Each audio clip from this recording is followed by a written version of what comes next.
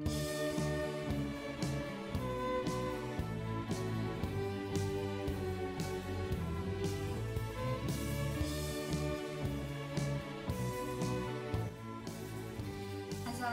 warahmatullahi wabarakatuh.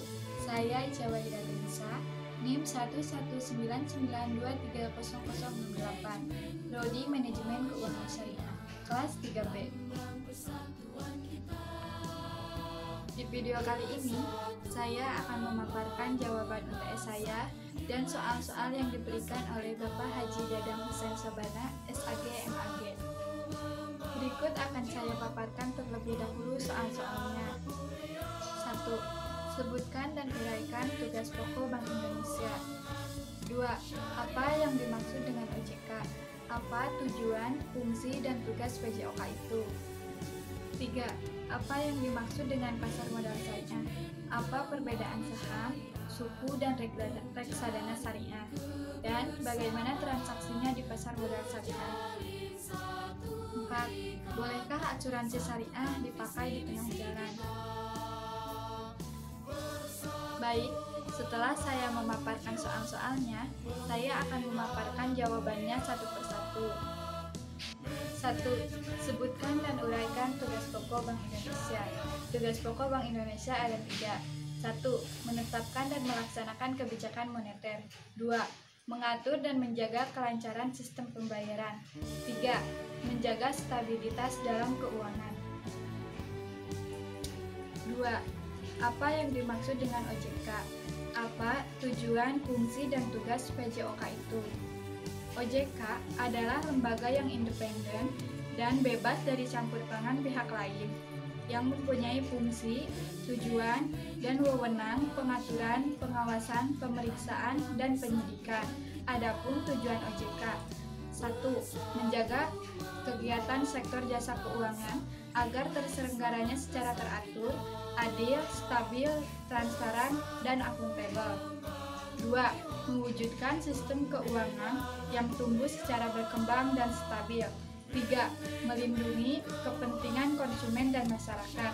Adapun fungsi dan tugasnya: fungsinya menyelenggarakan sistem peraturan dan pengawasan yang terintegritas terhadap sebuah kegiatan di sektor keuangan.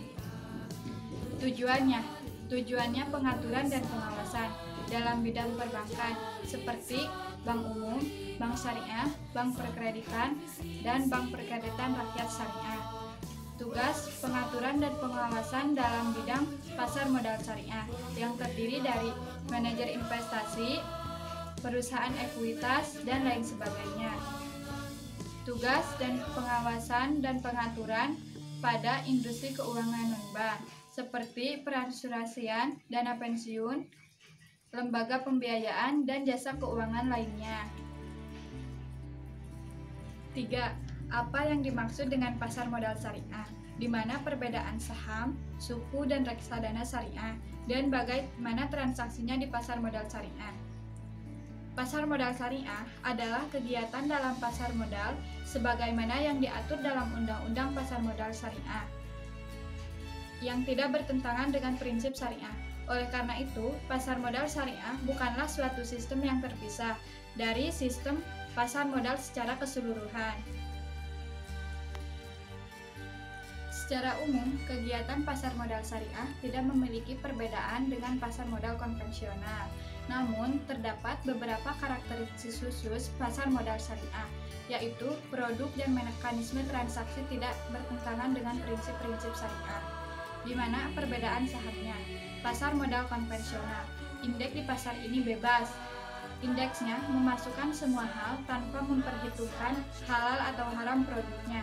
Apakah perusahaan punya beban utang dengan riba dan lain sebagainya. Asal sudah memenuhi syarat IPO dan sudah listing, maka beban langsung diadakan transaksi. Sedangkan pada pasar modal syariah, indeks sahamnya disusun atas dasar hukum Islam, karena semua aktivitas yang terjadi di pasar modal syariah ini harus dilaksanakan berdasarkan prinsip dan hukum secara syariah. Untuk wilayah Indonesia, pasar modal syariah ini sudah memiliki wadah investasi resmi, yaitu Jakarta Islamic Index atau JII. Perbedaan suku. Suku merupakan istilah baru yang dikenal sebagai pengganti dari istilah obligasi syariah atau Islamic bonds. Sebagai salah satu efek syariah, suku memiliki karakteristik yang berbeda dengan obligasi. Suku bukan merupakan surat utang, melainkan bukti kepemilikan bersama harus atau suatu aset atau proyek. Penggunaan dana suku harus digunakan untuk usaha yang halal. Imbalan bagi pemegang suku dapat berupa imbalan bagi hasil atau margin sesuai dengan jenis akad yang digunakan dalam penerbitan suku. Perbedaan reksadana syariah. Sebagai salah satu instrumen investasi, reksadana syariah memiliki kriteria yang berbeda dengan reksadana konvensional. Pada umumnya, perbedaan ini terletak pada pemilihan instrumen investasi dan mekanisme investasi yang tidak boleh bertentangan dengan prinsip Islam. Perbedaan lainnya adalah keseluruhan proses manajemen portofolio, scanning, penyaringan, dan pembersihan.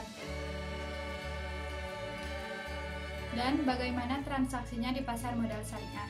Transaksi di pasar modal syariah menggunakan transaksi akad dan mekanisme yang jelas.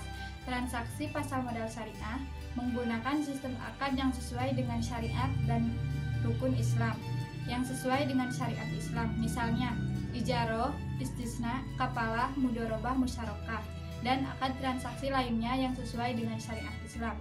Mekanisme yang jelas dalam hal ini untuk menjaga atau menghindari prasangka buruk dalam melakukan transaksi. 4. Bolehkah asuransi dipakai di tengah jalan? Menurut pandangan saya, boleh. Karena asuransi syariah terdapat akad tabaruk atau tolong-menolong dan saling memudahkan satu dengan yang lainnya. Sehingga jika terjadi kecelakaan atau dalam kondisi darurat, maka asuransi syariah boleh dipakai di tengah jalan meskipun belum jatuh tempo. Dengan syarat oleh anggota yang ada pada kontrak ini dan para pemegang saham perusahaan. Memang pada dasarnya pendapat para ulama tentang masalah asuransi terbagi menjadi 4. 1. Ulama yang mengharamkan asuransi. 2. Ulama yang membolehkan asuransi. 3. Ulama yang membolehkan asuransi tertentu. 4. Ulama yang memandang bahwa asuransi adalah subhat atau masih perlu pengijtimaan oleh para mujtahid dalam waktu yang panjang. Tapi dalam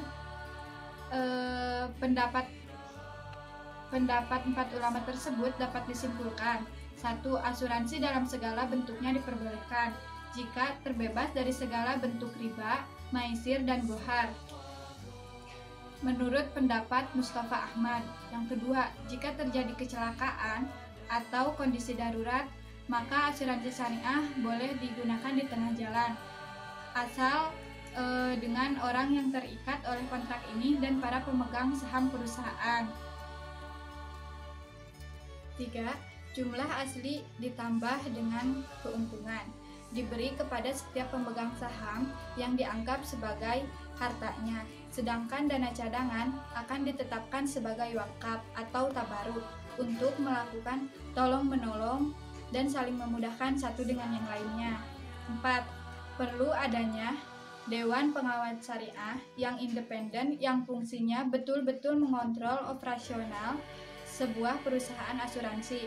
Apabila akad dan produk-produk yang dikeluarkan perusahaan asuransi itu sudah sesuai dengan syariat Islam apa belum. Mungkin cukup sekian jawaban yang dapat saya paparkan. Semoga bermanfaat untuk diri saya dan bermanfaat bagi orang yang melihat video ini. Apabila ada kekurangan dan kesalahannya, saya mohon dimaafkan karena saya masih dalam proses belajar dan kesempurnaan hanyalah milik Allah Subhanahu wa taala. Billahi taufiq wal hidayah. Wassalamualaikum warahmatullahi wabarakatuh.